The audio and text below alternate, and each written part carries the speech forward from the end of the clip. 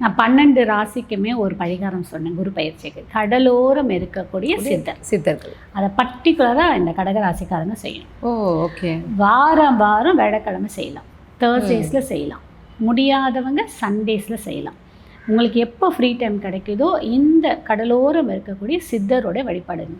நமக்கு திருச்செந்தூர்லேயுமே 3 சித்தரோடைய 30 சித்தரோடைய கோவில் இருக்கு. ஆமாங்க. வாய்ப்பு இருக்கவங்க அங்கே போகிறவங்க அங்கே போயிட்டு வாங்க. இல்லை அவங்கவுங்க ஊரில் கண்டிப்பாக கடலோரம் இருக்கக்கூடிய சித்தர், இல்லை நாங்கள் கடல் இல்லாத ஊரில் இருக்கோம், இதுக்கோசம் எங்களால் அங்கே வர முடியலன்றவங்க சரி வியாழக்கிழமை சித்தரோட வழிபாடு எடுத்துக்கிட்டு சித்தரோட வழிபாடு எடுத்துக்கிட்டு ஏதாவது ஒரு பொருட்களை அந்த கோவிலுக்கு போகும்போது வாங்கிட்டு போங்க.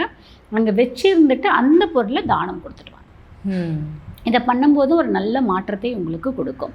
அதுக்கப்புறம் ஆசிரமம் இருக்குது பார்த்தீங்களா, ஏதாவது ஆசிரமத்துக்கு நீங்கள் உணவு தானம் கொடுக்குறீங்களே, உணவாக கொடுக்காம உணவு பொருட்களை தானம் கொடுப்போம். அரிசி, எண்ணெய், அதில் உப்பு வாங்கி கொடுங்க. ஓ ஓகே. உப்பு அந்த மாதிரி பண்ண வேண்டாம்னு சொல்லுவாங்க. இல்லை, உப்பு வாங்கி கொடுங்க. வாங்கி கொடுங்க. உப்பு அவங்களுக்கு தானமாக ஒரு மாதத்துக்கு தேவையான உப்புக்களை வாங்கி கொடுங்க.